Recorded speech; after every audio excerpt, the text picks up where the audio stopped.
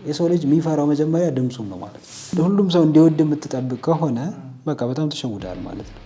ሁሉም ሰው ሊወድ አይችልም፣ ሁሉም ሰውም ሊጠላ አይችልም። የመጀመሪያው ኮንተንት መስራት የሚፈልግ ሰው በተለይ ደግሞ በፌስ ማለት ነው በካሜራ ፊት ቆሞ መቅረጽ የሚፈልግ ሰው መጀመሪያ የሚያስፈራው በቃ ሰው እያየው ላይቭ እያስተላለፈ ያለ ነው የሚመስለውና ልክ ሲበራ ይመጣል። እኔም በጣም የተቸገርኩበት እሱ ነው። ቪዲዮ ላይ ሰዎች ኮሜንት ይሰጣሉ አይደል? የሚጠይቁትን ነገር ጀስት ማየት። በተለይ ደግሞ የምትፈራው እኮ ማለት ነው ማያውቅን ሰው አይደለም የምታውቀውን ሰው ነው። የሆነ ሰው በዙሪያ አለ አይደለ? መንገድ ላይ አይቶ ምናምን ዝም ብሎ ካለፈ እንደ ያንን ቪዲዮን አይቶ ይሆን እንዴ ብለህ ታስባለህ። እስከ ህይወት ፍጻሜ ድረስ አብሮ የሚቆይ ሰው የለም። ሰዎች ይመጣሉ፣ ሰዎች ይሄዳሉ። ወዳጅ በደስታ ጊዜ ነው የሚታወቀው ይባላል። ስለዚህ የሰዎችን ትችት አሴ ፊውል መጠቀም ማለት ነው። ከዛ ፕራክቲስ ሜክስ ፐርፌክት ነው የሚባለው። ፐርፌክት አያደርግም። ለሚፈሩ ሶሻል ሚዲያ ለመግባት የሚፈሩ አሉ። አንዱ ሳይሆን ጠቅላላ። እሺ፣ ስለዚህ እንዴት ምን ትላቸዋለህ? ኖርማል ነው እኮ መፍራት አይደል? ለምን ሰው ፊት ነው የምትወጣው ምናምን ብዙ ሰው ያይሃል። ስለዚህ መፍራት ምንም አዲስ ነገር አይደለም። ማንም ሰው ይፈራል። ሲጀምር ማንም ሰው ፈሪ ነበረ። አሁንም የሚፈራ ሰው አለ። የፍርሃት ሌቭሉ ግን ይለያያል። እና የሶሻል ሚዲያ ፍርሃት ካለ መጀመሪያ ላይ የኔን ፕሮግረስ ልንገርህ፣ ጀስት ድፍረቱ እንዴት እንደመጣ ማለት ነው። የሰው ልጅ መጀመሪያ የሚያስፈራው ነገር እንደኔ ከሆነ ድምፁ ነው። የራሱን ድምፅ መስማት ይፈራል። እንዴ ይሄ እኔ ድምፅ ነው እንዴ ይላል። እንዴ እንደዚህ ነው እንዴ እኔ ድምፅ ምናምን። ከዛ ድጋሚ መስማት አይፈልግም ያንን ድምፅ። ኢቨን አሁን ትላልቅ እንትኖች ራሱ ብታይ ትላልቅ ይሄ እነዚህ ተዋንያኖች ምናምን ኮንተንት የሚሰሩ ሰዎች የራሳቸውን ቪዲዮ ማየት አይፈልጉም። ኮንፈርት ይነሳቸዋል። በቃ ድምፁን መስማት ምናምን። ድምፄን መስማት እኔ አልፈልግም፣ በቃ እኔ እያለሁ የኔን ቪዲዮ እንዳከፍቱ ምናምን ይባላል። የሰው ልጅ የሚፈራው መጀመሪያ ድምፁን ነው ማለት ነው። እኔ ምንድን ነው ያደረግኩት? መጀመሪያ ኮንተንት ስጀምር እንዳልኩ በጽሁፍ ነው። ከዛ በኋላ ወደ ዩቲዩብ ስመጣ በፌስለስ ነው። እና ፌስለስ ማለት በቮይስ ብቻ ነው የምትሰራው። ድምፅህን ብቻ ትናገራለህ፣ ታወራለህ ምናምን። በምስል አልታይም በምስል። ስለዚህ ከኋላ ሆኜ ማወራው ሰው ሆናለሁ ማለት ነው። በቮይስ ኦቨር ትጀምራለህ። ከዛ ድምፅህ ምናምን ቀስ እያለ እየተቀረጸ ይመጣል ማለት ነው።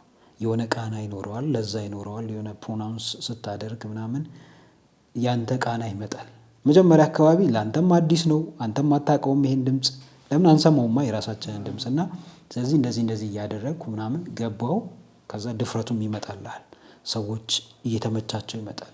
ድምፅ እኮ ያምራል ምናምን ሲሉ የማንን ድምፅ ነው የሚሉት ምናምን ብለህ ትጠይቃለህ። ልክ እንደዚህ እያለ ሲሄድ ምን ታደርጋለህ? ድምፅህን ሰዎች እንዲሰሙ ካደረግክ በኋላ ያኔም ሊተቹ ይችላሉ። አረ ይህ ምን አይነት ድምፅ ነው ሊሉም ይችላሉ ምናምን። ወይ ደግሞ አይወድህም። ሁሉም ሰው እንዲወድ የምትጠብቅ ከሆነ በቃ በጣም ተሸውዳል ማለት ነው። ሁሉም ሰው ሊወድ አይችልም፣ ሁሉም ሰውም ሊጠላ አይችልም። ስለዚህ ሰዎችን ለማስደሰት ምንም መጋጋጥና የሆነ የተለየ ነገር ማድረግ ማስመሰልም አያስፈልግም። የሚወድ ሰው ጄኒውን በሆነው ማንነት ይወድሃል። እንዲሁ ራሱ ማለት ነው። እንዲሁ አይቶ ልትመቸው ትችላለህ። የሚጠላ ሰው ደግሞ እንዲሁ ከሩቅ አይቶ ይሄ ሰው እኮ እንደዚህ ሊያስብ ይችላል ብሎ ሊጠላ ይችላል። ስለዚህ የሰውን አመለካከት ላይ ስልጣን የለህም። የኔ ፐርሰናል ሳይሆን እንጂ የእሱ ምልከታ ነው።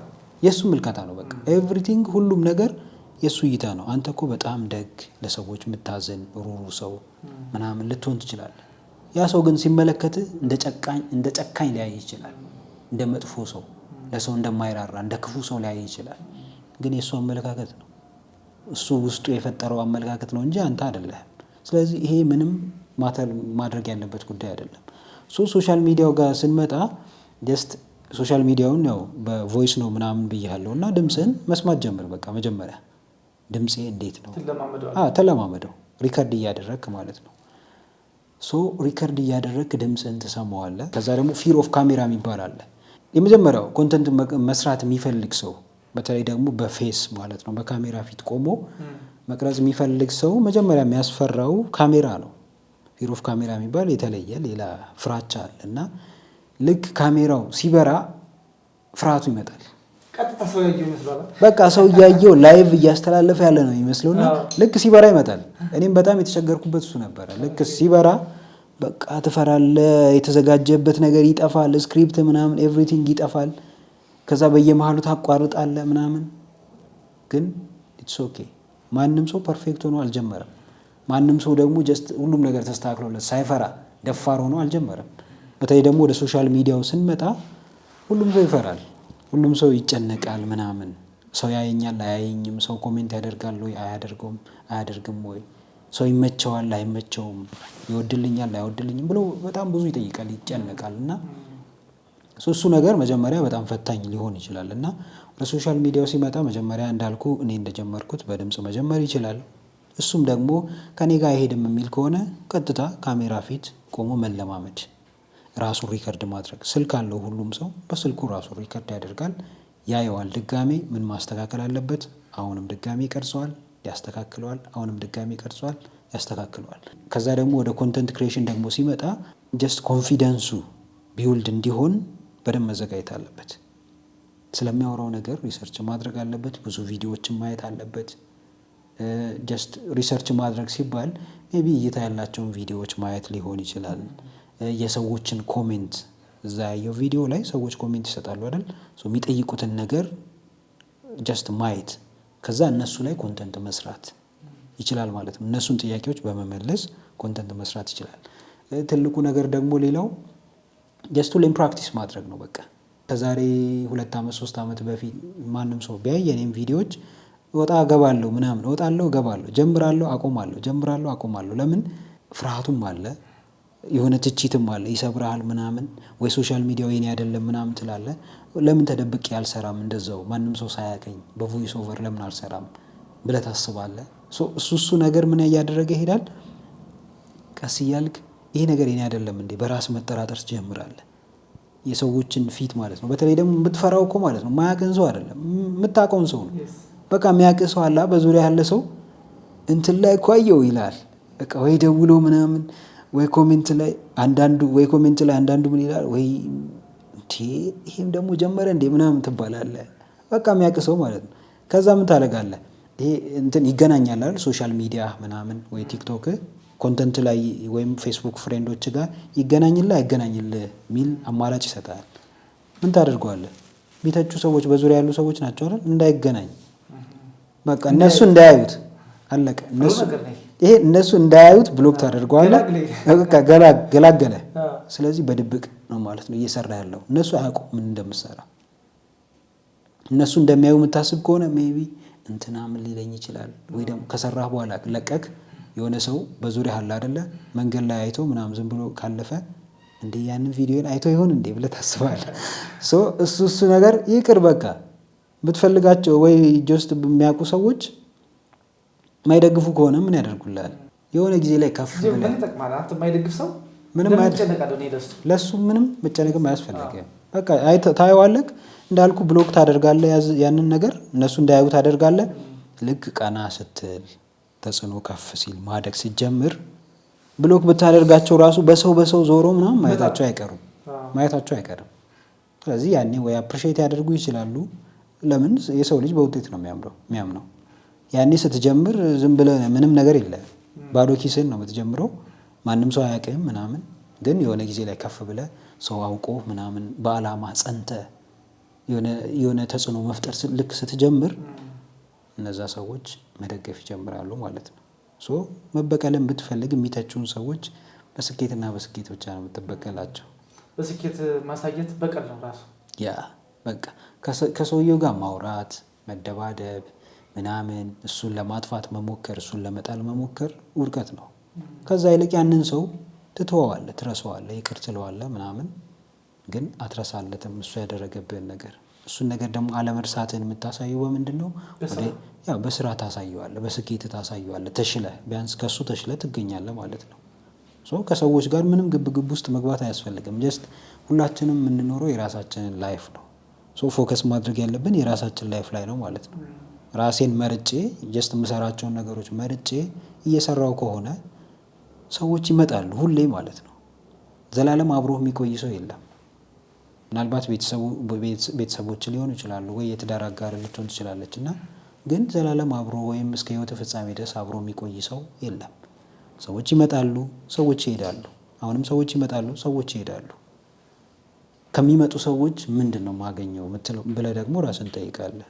ይጠቅሙኛል አይጠቅሙኝም፣ ምን ያስተምሩኛል፣ ከማን ጋር ፍሬንድሺፔን እስከ መጨረሻው ማስቀጠል አለብኝ፣ ማን በወድቅ ያነሳኛል፣ ማን ብሳሳት ያርመኛል፣ ማን ከጎኔ ይቆማል፣ ማን ድካሜን ይሸፍንልኛል። ያኔ ነው ትሩ ማንነት እውነተኛው የሰው ልጅ ማንነት የሚታወቀው ማለት ነው። አንዳንድ ጊዜ ምን ይባላል፣ ወዳጅ በደስታ ጊዜ ነው የሚታወቀው ይባላል። ይሄም እውነት ነው። ደስታን ፌክ ማድረግ አትችልም። ይሄ ጄኒውን እውነተኛውን ደስታህን የውሸት ማድረግ አትችልም። አሁን በአንተ ስኬት የሚደሰት ሰው በቃ ደስተኛ እንደሆነ እንደዚሁ ፊቱን አይተህ ታውቀዋለህ። እያስመሰለም ከሆነ እንዲሁ ታውቀዋለህ። ግን ሀዘን ቢሆን የውሸት ሊያዝን ይችላል። ሀዘኑ የውሸት እንደሆነ ለመለየት በጣም ልትቸገር ትችላለህ። ግን በደስታ ጊዜ አብሮ የሚቆም አደረግከው እያለ በአንተ የሚኮራ ሰው ከሆነ ያ ሰው እውነተኛ ወዳጅ ነው ማለት ነው። ጀስት ኮንተንት ክሪኤሽን ሲመጣ ያው እንዳልኩ ነው፣ ብዙ ፈተናዎች ይኖሩታል። ከፍርሃቱ ጀምሮ ማለት ነው፣ ከሰዎች ትችት ጀምሮ ማለት ነው። ስለዚህ የሰዎችን ትችት አሴ ፊውል መጠቀም ማለት ነው። ይሄ እንደ ነዳጅ ትጠቀመዋለህ። እንደ ኮንተንትም እንደ ነዳጅም ትጠቀመዋለህ። ሰው ይተቻሃል አይደለ? ተቸኝ፣ እኔ ደግሞ በደንብ እሰራለሁ፣ በደንብ ትተቸኛለህ። እኔ ደግሞ በደንብ እየጠነከርኩ ሄዳለሁ፣ አንተም እኔን ለመጣል በደንብ እየጠነከርክ ትሄዳለህ። ከዛ በኋላ መጨረሻ ላይ ይሸነፋል ያ ሰው። ለምን? ኔጌቲቭ ኢነርጂ ነው ያለው፣ አንተ ደግሞ ፖዚቲቭ ኢነርጂ ነው ያለክ። እየሰራህ ትሄዳለህ። የሆነ ጊዜ ያ ሰው ይጠፋል፣ ወይ አካውንቱን የሙን ቀይሮ ያበረታታ ሊመጣ ይችላል። ማን ያውቃል? ስለዚህ ጀስት መስራት። ከዛ ፕራክቲስ ሜክስ ፐርፌክት ነው የሚባለው። ፐርፌክት አያደርግም፣ ግን ኢምፕሩቭ ያደርጋል፣ እንድትሻሻል ያደርጋል። ከትላንት ዛሬ ላይ ጥሩ ቦታ ላይ እንድትደርስ ያደርጋል። እሱ ደግሞ ሰዎች እንዲያምኑብህ ያደርጋል ማለት ነው። ይሄ ሰው ፕሮግረስህንም እኮ ያያሉ አይደል? ኮንተንት ስትሰራ መጀመሪያ ላይ የሆነች ቤት ውስጥ ቁጭ ብለህ ምናምን ወይ በስልክ እየቀረስክ ልትሰራ ትችላለህ።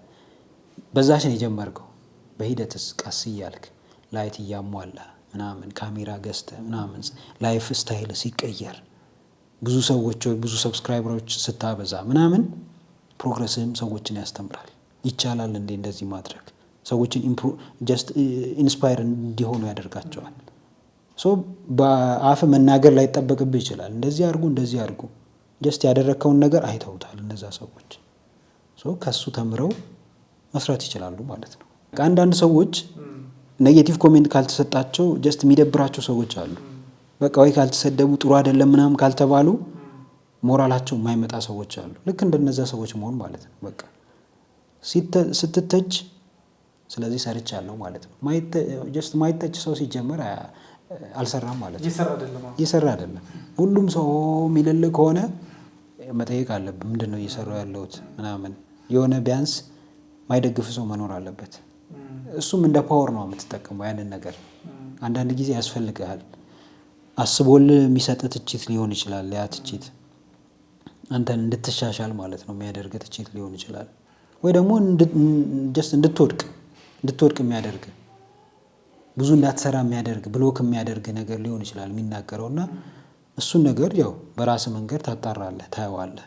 ግን ትችትህን እንደ ግብዓት እየተጠቀምከው እየሰራው ነው እንዴ ብለህ ኖቲስ እያደረግ መስራትን ደግሞ በትችቱ እያየክ ምናምን ሁለቱንም እያመዛዘንክ ትሄዳለህ ማለት ነው። ስለዚህ ተማሪዎች ትምህርት አቋርጠው ወደ ሱስ አቋርጠው ስራ እናገኛለን ብለው ወጥተው ግን ስራ ሲያገኙ ይቀሩና ወደ ሱስ ይገባሉ። መሀል ላይ ሱስ ብቻ ይዘው ይቀራሉ። ስለዚህ ለእነዚህ ምን ትላቸዋለህ? በምን ያስቀጥሉት? በጣም አሪፍ። ይሄ ጥሩ ሀሳብ ነው፣ መነሳት ያለበት ሀሳብ ነው።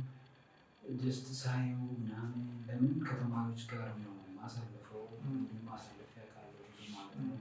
በግል መመረብ ስለሆንክ ታውቃለህ።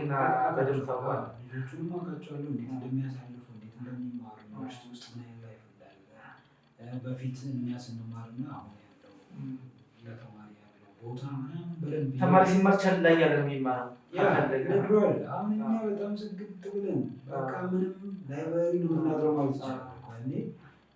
አማራጭ የትምህርት ዓለም ነው ሰውን ከፍ ዝቅ የሚያደርገው ተብሎ ስለሚታሰብ ሌላ ምርጫና ምርጫ የለውም። ሌላ አማራጭ የለም። ትገባለህ ላይብረሪ፣ ሌሊት ትገባለህ፣ እዛው ታድራለህ። አሳይመንት አንተ ነው የምትሰራው። በቃ ትምህርት ነው። ሌላ ኳስ መጫወት ራሱ ጊዜ ላታገኝ ላታገኝ ትችላለህ። እና እንደዚህ መጣ። ግን ያ ጊዜ አሁንም መደገም አለበት ማለት አለ። አሁንም ተማሪ እንደዛው ልክ እንደኛ ነገር አይቶ ምናምን ልክ እንደዛው መሄድ አለበት ማለት አለ። ለምን ለጊዜው ሁሉ ነገር ይቀየራል። ከጊዜው ጋር ነው መሄድ ያለበት ሁላችንም ማለት ነው። ግን ከጊዜው ጋር ስንሄድ ራሳችንን እንዳናጣ መጠበቅ አለበት። በተለይ ደግሞ ወደ ተማሪዎች ስንመጣ ለተማሪዎች የመጀመሪያው ቅርብ የሚባለው አካል ምንድነው? ቤተሰብ ነው። ከዛ ደግሞ መምህራኖች ናቸው። እና ቤተሰብ በተለይ ልጆቹን በደንብ ማየት አለበት። የት ነው የሚውሉት? ማነው ጓደኛው? ትምህርቱ ላይ ምን ያክል ፕሮዳክቲቭ ነው? ያስጠኑታል፣ ብዙ ነገር ይሰጡታል ምናምን። ግን ያ ማስጠናቱ ብቻ በቂ አይደለም። እየተማረ ያለው ነገር ፈልጎት ነው ወይ የሚማረው? መጀመሪያ ገና ከጀምሮ ማለት ፈልጎት ካልተማረ ሌላኛው አማራጭ ምንድን ነው? ፋሽን ምንድን ነው? ይሄች የሚያስደስተው ነገር ምንድን ነው? ጓደኞቹ ላይ ስላየ ሳይሆን በቃ ውስጡ ያለው አሁን ላይ በጣም ብሪሊያንት የሆኑ ልጆችን አያለው። በተለይ በቴክኖሎጂ ማለት እነዚህ ሶፍትዌሮች እንዴት እንደሚዘጋጁ፣ ዌብ ዲቨሎፕ እንዴት እንደሚደረግ በቃ በቴክኖሎጂ ዙሪያ ያሉት ነገሮች ሁሉም ያውቃሉ። ኤአይ እንዴት መጠቀም እንዳለባቸው ያውቃሉ። ቤተሰብ ግን ምንም የሚያውቁት ነገር የለም። ስለዚህ ምን ያደርገዋል? በቃ በድሮ አመለካከት ተማር ከዛ በግድ ይሄዳል። ተማሪ ምንም ደስ አይለውም። ይገባል ክላስ ወይ ረባሽ ተማሪ ይሆናል ወይ አርፍዶ ይገባል ምናምን። ከዛ እየዞረ ከማይሆኑ ሰዎች ጋር ይገጥማል። ይሄንን ነገር ደግሞ ማድረጉ ምን ያደርገዋል? ቦሪንግ እንዲሆን ትምህርት ቤት ሊሄዱ ምናምን ጓጉቶ እንዳይሄድ ያደርገዋል ማለት ነው። ከዛ ደግሞ ሌሎች የሚጠልፉ ነገሮች ደግሞ ይኖራሉ። መጥፎ ጓደኛ ሲኖሩ ወደ ውስጥ ገባለ ማለት ነው። ይሄ ነገር በጣም ሊታሰብበት ይገባል። እና እኔም አንድ ያስተዋልኩት ነገር ምንድን ነው፣ በተለይ ደግሞ በአቻ ግፊት የሚባለው አሁን እድሜያቸው ሳይደርስ ወይ ፍቅር ውስጥ ሊገቡ ይችላሉ እነዚህ ልጆች ማለት ነው። ከዛ ፍቅር ውስጥ ሲገቡ ወይ ወንዱ ወይ ሴቷ የሆነ ሱስ ሊኖርበት ይችላል። እና ከዛ እየገፋ ደግሞ ያ ሰው ሱሰኛ ያደርጋል ማለት ነው። ይህንም ሪል ያየሁት ነገር ነው ነገር እና እንዲህ ሰፈር ይመጣሉ እና ልጆቹ መጀመሪያ ዝም ብሎ ብቻ ነው የሚመጣው እና ብዙ ልጆች ይመጣሉ እንደዚሁ ዞር ያለ ቦታ ማለት ነው። ከሌላ ሰፈር የሚመጡት አይደለም ነው። ከዛ ይመጣሉ ዘንድ የሚጠቀሙትን ይጠቀሙና ይሄዳሉ። ከዛ አንዳንድ ጊዜ በዛ ብለው ሲጋራ ማለት ነው። ያው ማህበረሰቡ እንትን የሚላቸው የሚያገላቸው ነገር ስላለ እሱም ተደብቀው ሊሆን ይችላል። መጥፎ ነገር እያደረጉ እንደሆነ ያውቁታል። ተደብቆ ማድረግ ራሱ እሱ መጥፎ እንደሆነ ያሳያል። እና መጥተው ተጠቅሞ ምናምን ይሄዳሉ።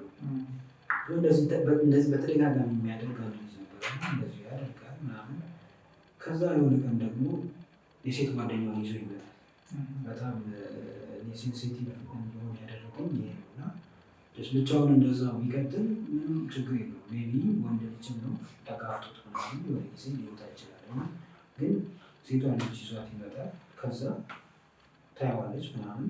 ከዛ በሚቀጥለው ጊዜ አሁንም አብረው ይመጣሉ። ዘንድ ያስጀምራል ራሷን ይዞት ይመጣና ታየዋለች። ከዛ በኋላ እንድትሞክር ያደርጋታል ማለት ነው። ከዛ በኋላ እሷም ትጀምራለች። ዘን ኔክስት ሌላ ጊዜ ደግሞ ሲመጡ ቤት ስለሆኑ ታያቸዋለህ አንዳንድ ጊዜ ማለት ነው። ሲመጡ ደግሞ በቃ ሁለቱም የራሳቸውን መጠቀም ይጀምራሉ ማለት ነው። ስለዚህ ማንም ሰው በተለይ ደግሞ ተማሪ ሆኖ የሚሆን ተማሪ ማይሆን የፍቅር ጓደኛ ወይም ጓደኛው ምን አይነት ሰው እንደሆነ መጀመሪያ ማወቅ አለበት። ስለ አሁን ይህ በጣም ያሳዝናል። ሴት ልጅ ነች፣ ያንን ሰው ልትወደው ትችላለች፣ በቃ ከልክ በላይ ታፈቅሮ ትችላለች። ግን ህይወቷን እያበላሸው ነው። ምን ያድርግላት? በሴሱ ሲጋራ ደግሞ በጣም ይቀፋል። በጣም አሉ ብዙ በግሌ ማወራቸው ልጆች አሉ። በተለይ ደግሞ እድሜያቸው በጣም ትንሽ 20 ዓመት እንኳን ያልሞላቸው ልጆች እንደዚህ አይነት ሁኔታዎች ሲገቡ ቤተሰብ አያውቅም እኮ በቃ ቤተሰብ በጣም ጥሩ ቦታ ነው የሚውለው፣ ልጄ ላይብረሪ ነው የሚውለው ምናምን ይላል። እንዲሁ አይተው ራሱ የሚያስታውቅ ነገር አለ። ሲቆይ ፊት ላይ እኮ እንዲሁ አይተህ ለውጥ ይመጣል። ፊት ከንፈር ምናምን ሊጠቁር ይችላል። አይኖች አካባቢ ሊጠቁር ይችላሉ። የሆነ ቆዳ ምናምን ሊሸበሸብ ይችላል። በቃ ሊጠቁር ይችላል። እንደዚሁ አይተህ ታውቀዋለህ ማን ሱስ እንዳለበት ማን እንደሌለበት። እና ልጅነት በራሱ ወዝ አለው። በቃ እንዲሁ ስታይ በቃ የሚያምር ወዝ አለው እና እሱ ያጠፋዋል።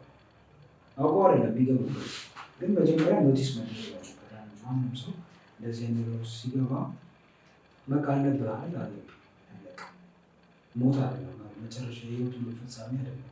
ማንም ሰው ይሳሳታል። ሰው ተሳስቶ እንደዚህ አይነት ነገሮች ገባ። ከዛ በኋላስ መውጣት ትፈልጋለህ? መውጣት የምትፈልግ ከሆነ ምን እያደረግክ ነው? ሰዎችን እያማከርክ ነው? ሃይማኖት ቦታዎች እየሄድክ ነው?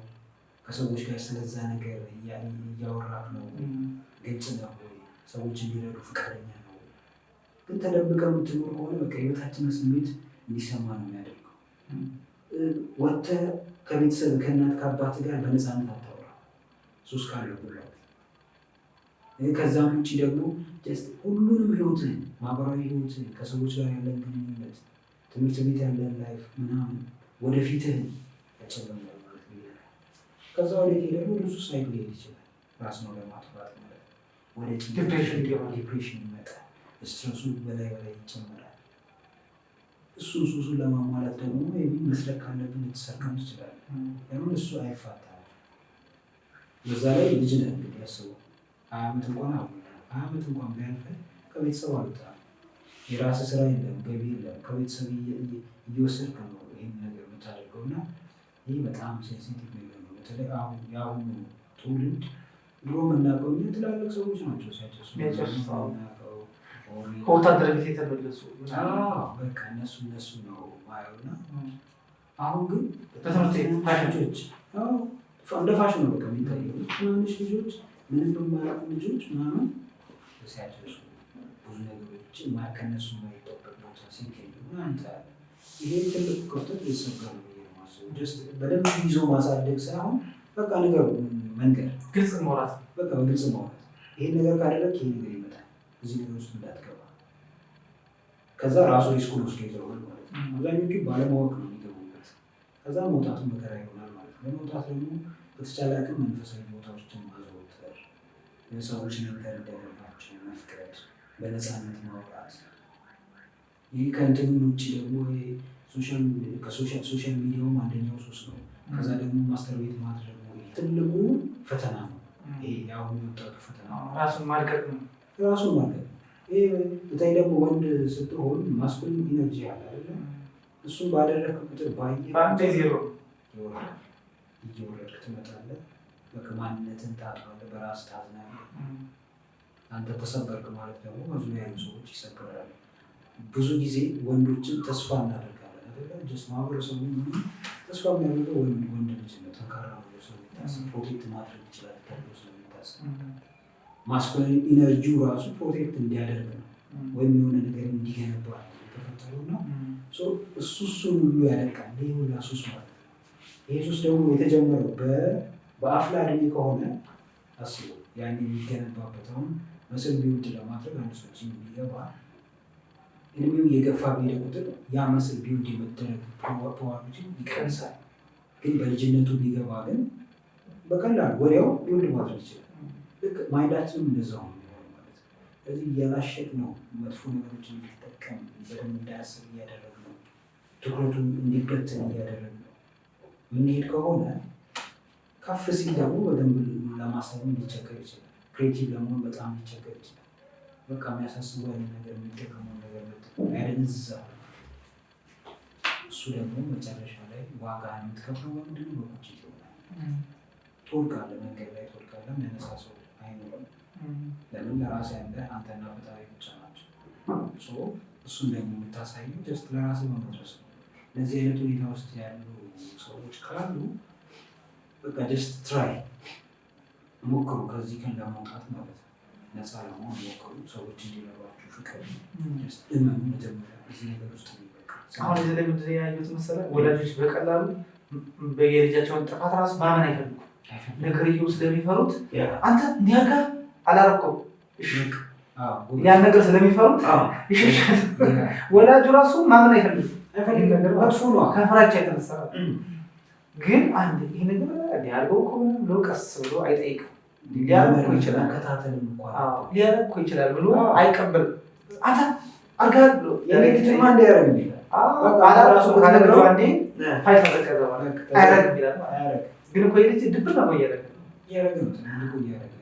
መውጣት ከብዶት ይሆናል። በጣም ስቃይ ውስጥ ሊሆን ይችላል። ያለች የሚሰጠው ገንዘብ ብቻ ነው ወይ መኪና የሚሰጡት። እሱ ግን የሚውልበት ቦታ ያኔ ምኑ ነው ማለት መጥፊያ መሳሪያውን እየሰጡት ነው። ልጁ እንዲጠፋ መጥፊያ መሳሪያውን ይሰጡታል፣ ግን እንዲጠፋ ያደርጋል።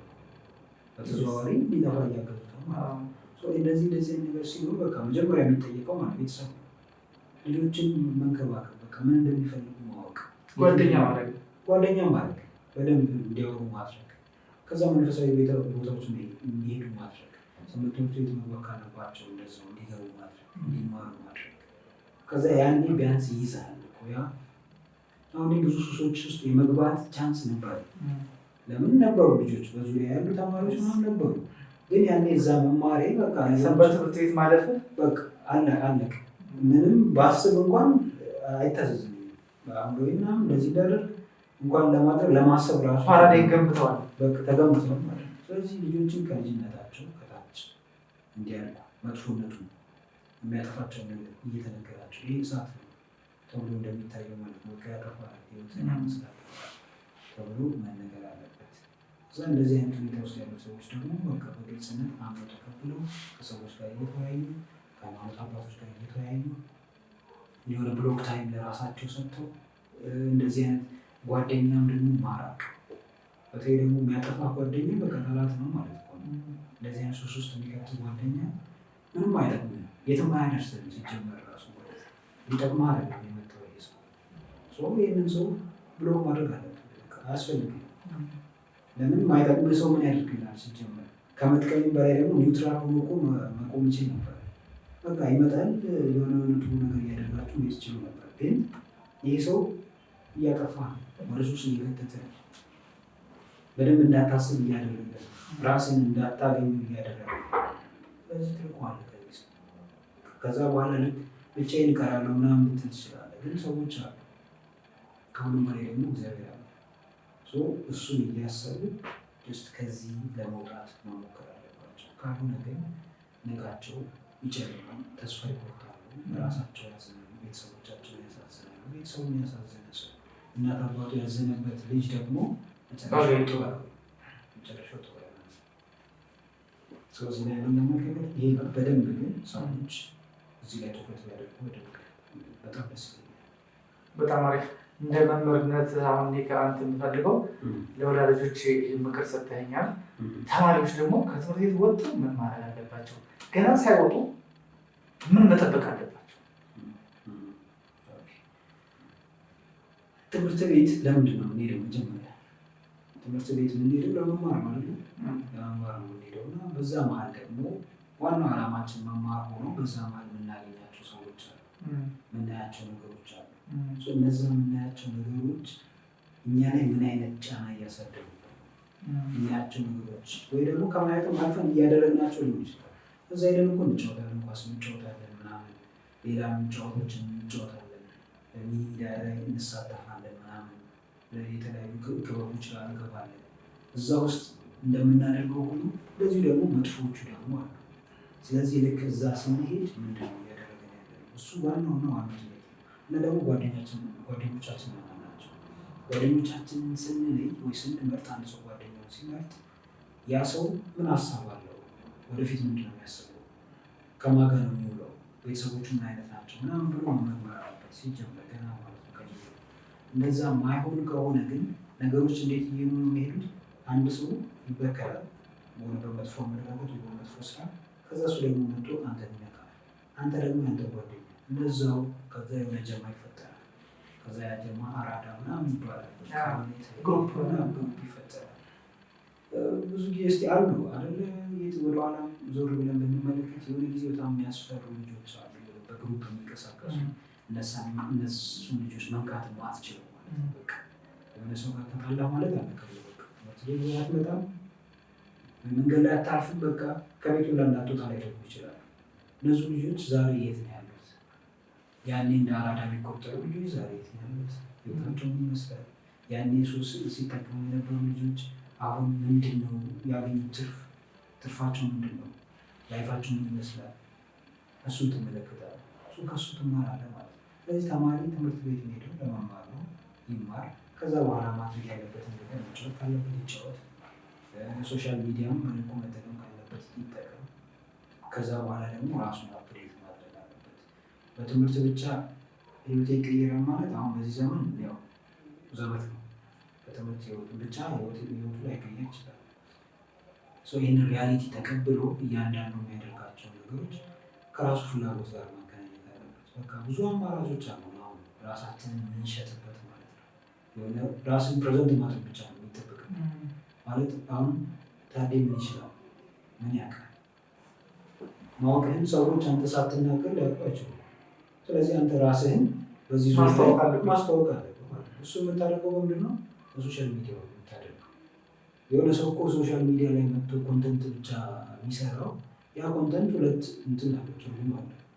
አንዱ ራሱን የሚሸጥበት መንገድ ነው። ሌላኛው ደግሞ ራሱን የሚያስተዋውቅበት ነው።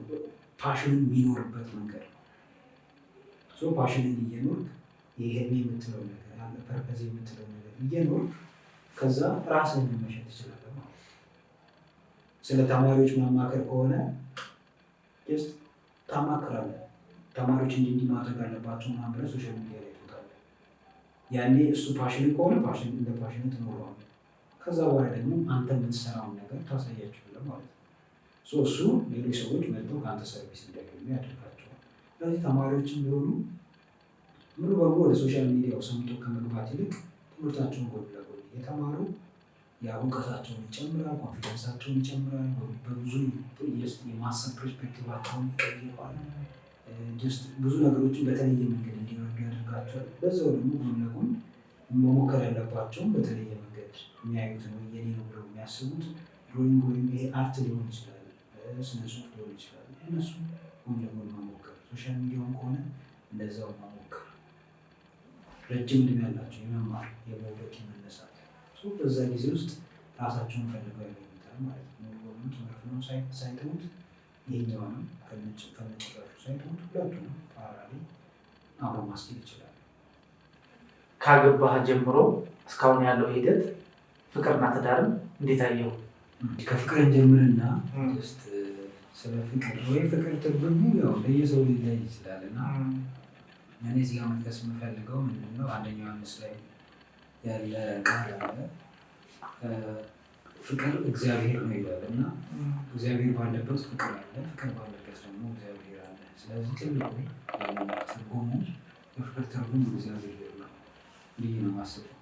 ብዙ አይነት መንገዶች ልናይ እንችላለን። በተቃራኒ ጾታ ፍቅር፣ እንዲሁም ደግሞ ጀስት የተለያዩ ከሰዎች ጋር ባለን ግንኙነት ውስጥ ፍቅር ውስጥ ልንገባ እንችላለን። ወደናቸው ሊሆን ይችላል፣ የጓደኛ ፍቅር ይኖራል፣ እንዲሁም ደግሞ ጀስት የቤተሰብ ፍቅር ይኖራል፣ የሀገር ፍቅር ይኖራል። እያንዳንዱ ፍቅር ውስጥ ያ ፍቅር ሙሉ የሆን ዘንድ የግድ እግዚአብሔር መኖር አለበት ማለት ነው።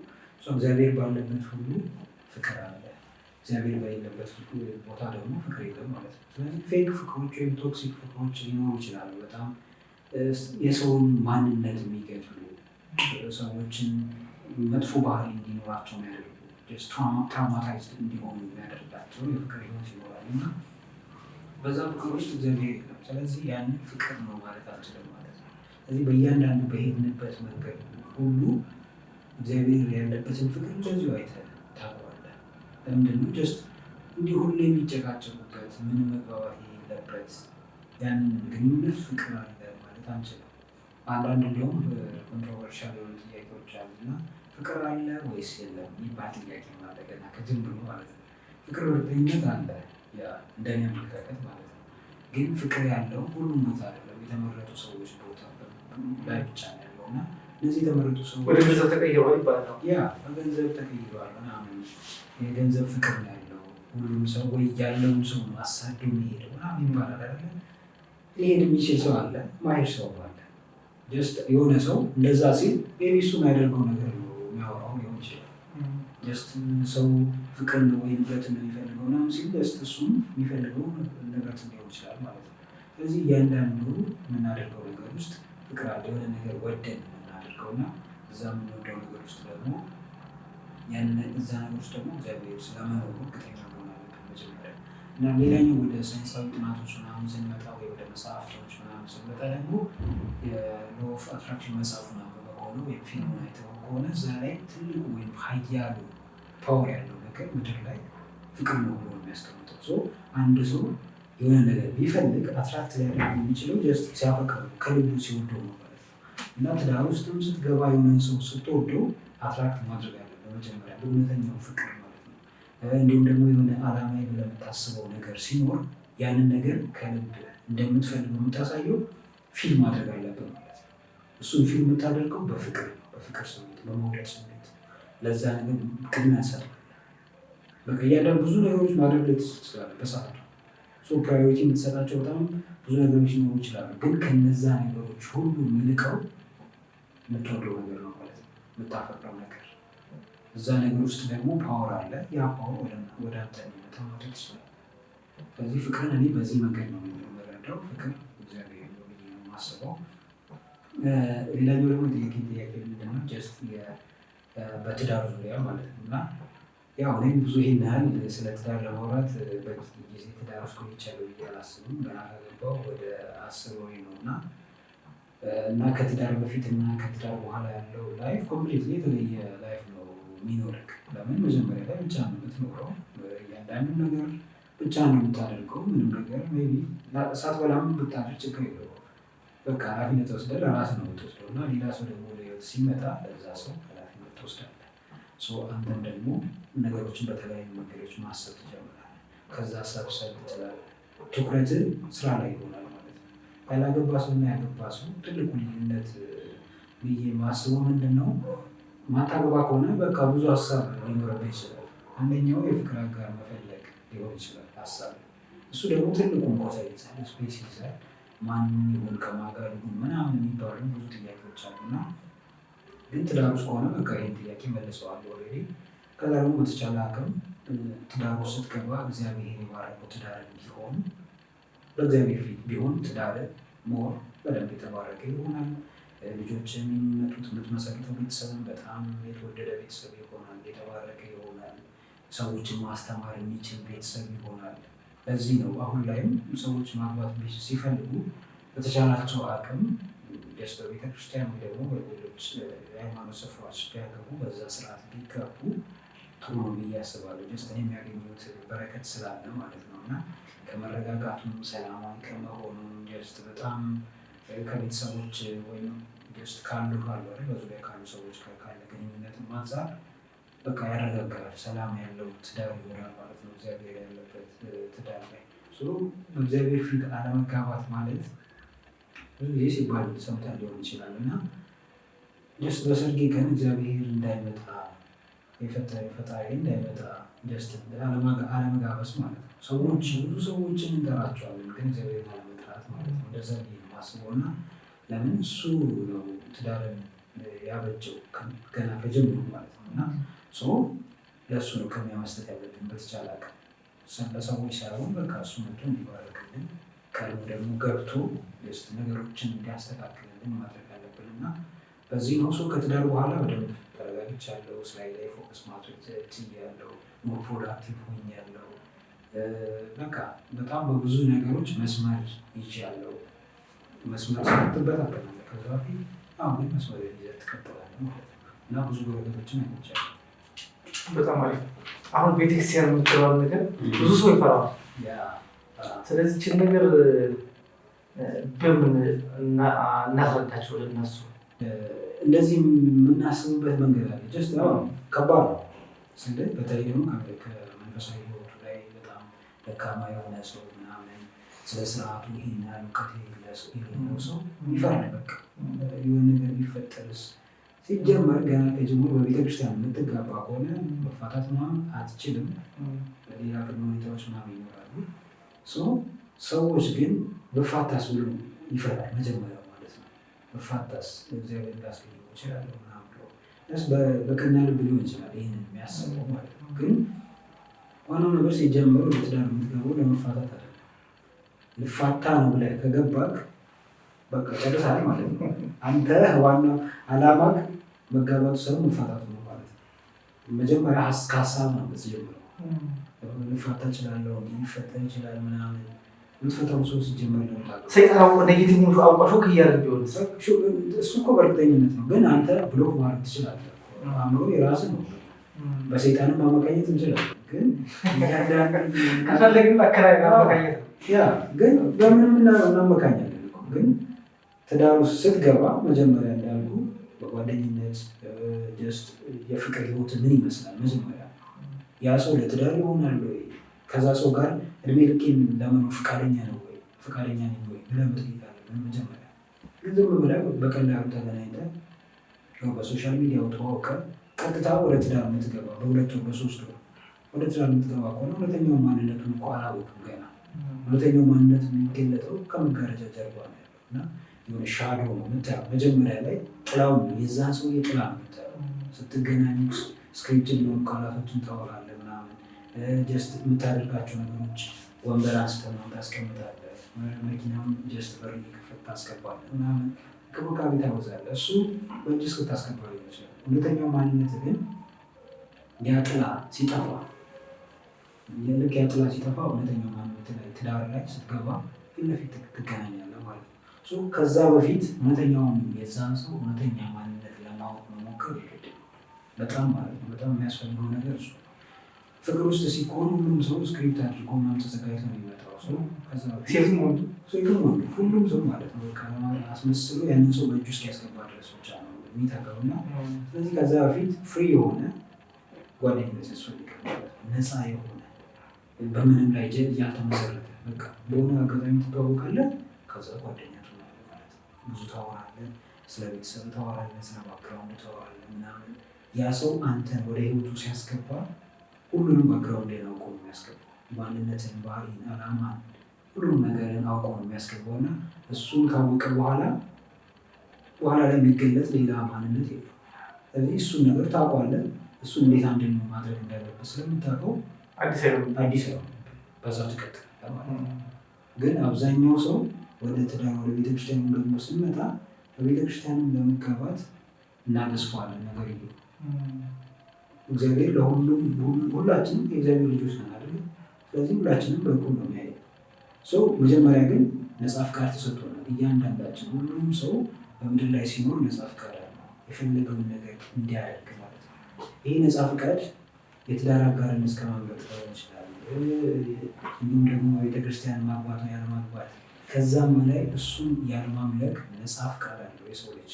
በድንጋይ ማምለክ ይችላል፣ በጣዖታት ማምለክ ይችላል፣ በፈለገው ነገር ማምለክ ይችላል። ይህን ያህል ነፃ ፍቃድ ተሰጥቶታል እና ነፃ ፍቃዱን ደግሞ ተጠቅሞ በእግዚአብሔር ፊት ለማግባት የሚመጣን ሰው በደንብ ጀስትልን ብሎ ይቀበለዋል ማለት ነው። እግዚአብሔር በመላእክቶቹ አጅቦ ይቀበለዋል። ግን የማይፈልግን ሰው ደግሞ እንደዛው በፍላጎቱ እንዲሄድ ይተወዋል። ስለዚህ በረከትን የሚፈልግ የሚያምን ሰው እምነትን ይፈተናል። ከዚህ ጋር በቃ በእግዚአብሔር ፊት ማገባ ከሆነ በቤተክርስቲያን ስርዓት ማገባ ከሆነ ትዳር ይባረካል፣ ልጆች ይባረካሉ። ለምታምን ከሆነ እምነትን በተግባር የምትገልጸው። የሰው ልጅ እምነቱን ደጋግሞ ቢያወራ ወር የሆነ ለሰዎች ቢተነትን ምናምን ትርጉም የለውም። የሚያወራው ነገር በተግባር ሲገለጥ ነው እምነት የሚባለው። አሁን አንተ ስላመንክ ነው ይህን ስራ የምትሰራው፣ ይህን ስላመንኩ ነው ይህን ነገር ማወራው። እያደረኩም ያለሁትን ነገር ስላመንኩበት ነው የማደርገው። ስለዚህ እምነትህን ከስራ ነጥለህ ማየት አትችልም። ስለዚህ ሰዎች ማመን አለባቸው መጀመሪያ እምነታቸውን መፈተን። ልጆቼም ደግሞ ጥሩ ነገር ይኖራቸዋል፣ እድሜን በደንብ መኖር ይችላሉ። ይህ ፍቺ የሚባሉ ሌሎች ፈተናዎች ውጫዊ ፈተናዎችን እሱ ይጠብቅልኛል ብዬ ነው ገባው። ስለዚህ እምነቴን ደግሞ ኖረዋለሁ ማለት ነው። በየቀኑ ኖረዋለሁ። ፈተና ምናምን ይኖራል፣ ይመጣል። በደንብ ልትፈተን ትችላለህ። እንደውም ከዓለማዊው በላይ በመንፈሳዊ ስታገባ ሴጣን ሊከታተል ይችላል። በደንብ ልትፈተን ትችላለህ። ግን እሱን ሁሉ ማን ያሳልፈኛል? እግዚአብሔር ያሳልፈኛል። እሱን አምኜ ይገባበታል ነው። ስለዚህ መፍራት አያስፈልግም። ካስፈራቸውም ደግሞ በደንብ ስለ ስርዓቱ ማወቅ ምን ያስፈልገዋል፣ እንዴት ነው የሚደረገው ምናምን፣ ቅድመ ሁኔታዎቹ ምንድን ናቸው፣ እነሱን አውቀው ሊገቡበት በደንብ ያተርፉበታል ብዬ ነው የማስበው። በጣም አሪፍ። ሚስት እንዴት አገኛት? በምን ተዋወቃችሁ? እንዳልኩ እኔ መጀመሪያ እንዳወራ ነው እኔ ሰንበት ትምህርት ቤት ነው ያደግኩት እና ጀስት መንፈሳዊ ህይወት ላይ ጠንካራ እንደሆነ አድርጎኛል እሱ እና የትዳር አጋርም ሳስብ በቃ በእግዚአብሔር ፊት ለማግባት እንዲሁም ደግሞ ጥሩ እንዲሆንልኝ ማለት ነው እንዳስብ አድርጎኛል እና ልክ እንደ ጊዜው ነው እኛ የተገናኘንበት ወይ መጀመሪያ ትውውቃችን በሶሻል ሚዲያ ነው የተዋወቅነው እና ከዛ በሶሻል ሚዲያ በሶሻል ሚዲያ ይቻላል አልቀረም ነው እንደውም አሁን የተጀመረ ፍቅረት ማለት ነው። ጊዜው ነው ስል ሰው በምን እንደሚተዋወቅ አታውቅም። አሁን ሶሻል ሚዲያው በጣም በየቦታው አለና ትተዋወቃለህ። ከዛ በኋላ ግን ሪል ነው ፌክ ነው የሚባለው ነገር ደግሞ አለ ሶሻል ሚዲያ ጋር ስትመጣ እና በሶሻል ሚዲያ አብዛኛው ፌክ ሊሆን ይችላል፣ በጣም ትንሽ ደግሞ ሪል ሊሆን ይችላል ማለት ነው። ስለዚህ ያንን ሪልነስ ወይም እውነተኛውን ግንኙነት ልትፈጥር የምትችለው አንተ የአንተ ፐርሶናሊቲ ነው። የአንተ ማንነት ምን አይነት ነው? ከሰዎች ጋር ስትተዋወቅ የምርህ ነው የምትተዋወቀው። ሰውን አፕሮች ስታደርግ ወደ ራስህ ስታቀርበው እውነተኛ ማንነትን ገልጽ ነው የምታሳየው የሚለውን ነገር እሱን ጨዋታ የምትችለው አንተ ነው። አንተ ፌክ ከሆንክ የሚመጣው ሰው ፌክ ይሆናል ማለት ነው። አንተ እያስመሰልክ ከሆነ ያኛው ሰው ከአንተ በላይ አስመሳይ ሊሆን ይችላል። ምንም አታውቅም።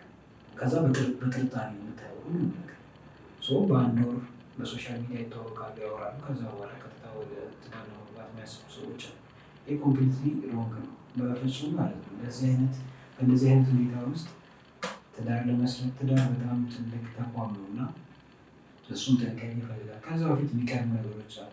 እኛ መጀመሪያ ኦልሞስት 3 ዓመት ያክል ኖርማል በፍሬንድ ማለት ነው ጓደኝነት ነው ማውራት ነው መተዋወቅ ምናምን ቆየን። ከዛ በኋላ ልክ ቀስ እያልን ስናየው የሆነ ፊሊንግ ይመጣል። በቆየ ቁጥር ማለት ነው እርስ በርስ በተዋወቅ ቁጥር ፊሊንግ ይመጣል። ከዛ እሱን ታወራበታለህ። ከዛ በፍቅር ደግሞ 2 ዓመት ቆየን። ከዛ በኋላ ወደ ትዳር የገባ ነው ማለት ነው።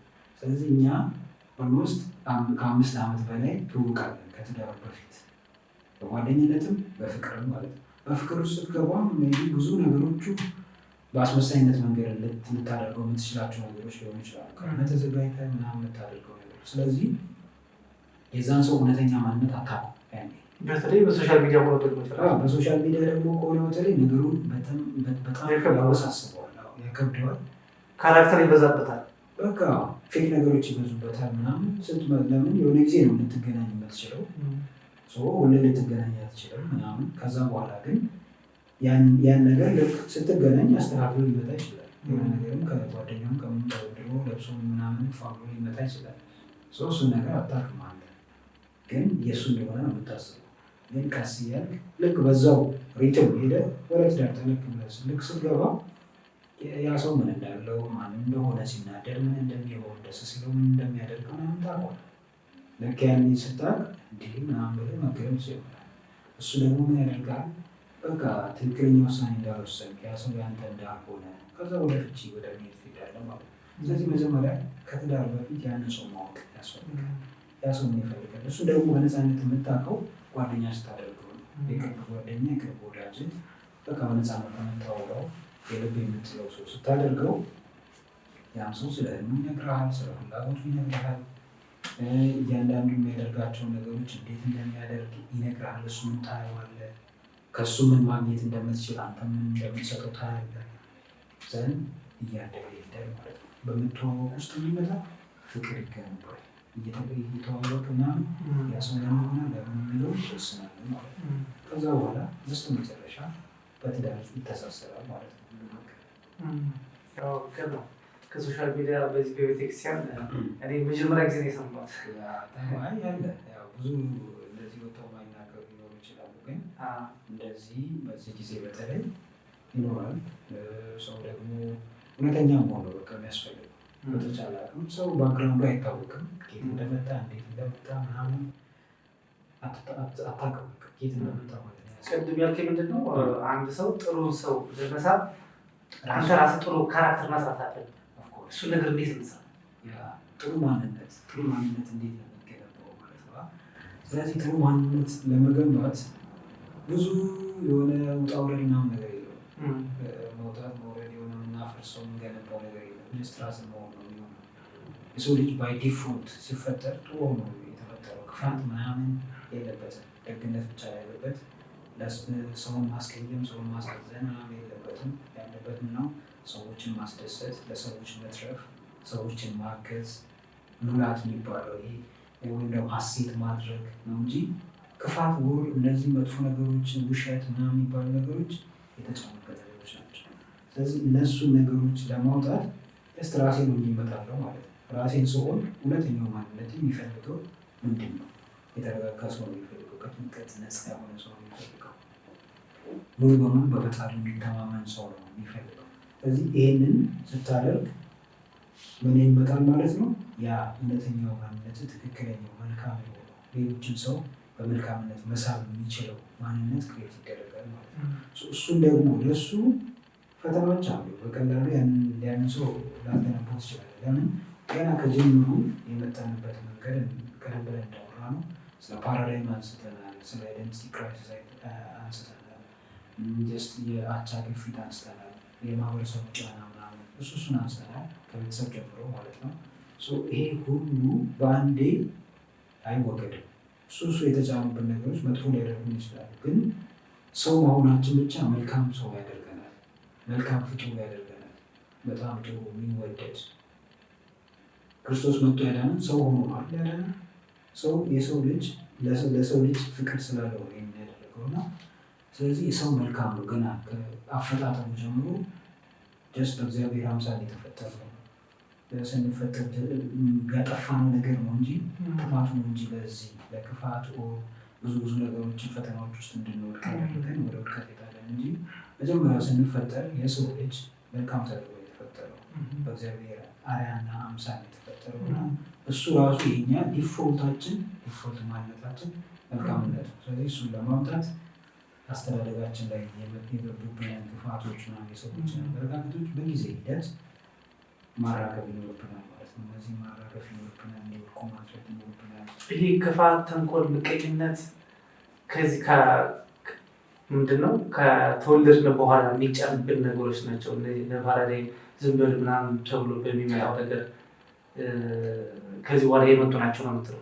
እኔ ማምነው ለዛ ነው። ህፃን ልጅን ተመልከት እስኪ። አሁን ህፃን ልጅ አይቶ ፈገግ የማይል ሰው አለ? ግን እንዲሁ ስታየው ደስ ይላል። ህፃን ልጅ ንጹህ ነው፣ አይኑ ንጽት ያለ ነው፣ እጁ ንጹህ ነው፣ ኤቭሪቲንግ ሰውነቱ ንጹህ ነው። ብሎ ሲያይ ይስቃል ምናምን። በቃ እንደዛ ነው እኛ። ምንም ክፋት ምናምን የሚባል ነገር ያውቃል ልጅ። አሁን ወስዳ የሆነ ነገር ውስጥ ልትጥለው ራሱ ልትሄድ ምንም አይደለም፣ ዝም ብሎ ፈገግ ብሎ ያያል። ግን ከዛ በኋላ እያደግን ስንሄድ ይዘራብናል እነዚህ መጥፎ ዘሮች ማለት ነው። ከዛ እነሱ እየበቀሉ እያደገ ይሄዳል ማለት ነው። ውስጣችን ማለት ነው። ውስጣችን እየተረበሸ ይሄዳል። ራሳችን በፈጠርነው ነገር ውስጣችን ይረበሻል ማለት ነው። ስለዚህ ከሱ ነፃ መሆን፣ ይቅር ባይ ስትሆን ሰላም ይሰማል። ይቅር የምትለው ለዛ ሰው ብለህ አይደለም፣ ለራስህ ብለህ ነው። የሆነ ነገር የምትተወው መተው የሚባል ነገር ደግሞ አለ፣ ፓወር ያለው ማለት ነው። የሆነ ነገር ጀስት ይዘነው መብረር የማንችላቸው ነገሮች አሉ። ጥላቻ ይዘን፣ መገኘትን ይዘን፣ መጥፎ አመለካከቶችን ወይ ኔጌቲቭ ስሜቶችን እና ሀሳቦችን ይዘን መሄድ አንችልም ወደፊት። ስለዚህ የሆነ ሰው ወይም ደግሞ አንድን እርግብ መውሰድ እንችላለን። እርግብ የሆነ ነገር ይዞ ከሆነ ያ ነገር ኪሎ በጣም ከፍተኛ ከሆነ ከፍ ብሎ መብረር አይችልም። ስለዚህ ያንን ነገር መጣል አለበት ከፍ ብሎ ለመብረር። ስለዚህ እኛም እንደዛው ከፍ ብለን ለመብረር ወይም ረጅም ርቀት ለመጓዝ እነዚህ አይነት መጥፎ ነገሮችን መተው ማለት ነው። መልካም ስንሆን መልካም ነገር ሁሉ ይከተለናል። መልካም ስንሆን ጥሩ የሚባሉ ነገሮችን ከኋላችን ይመጣሉ ማለት ነው።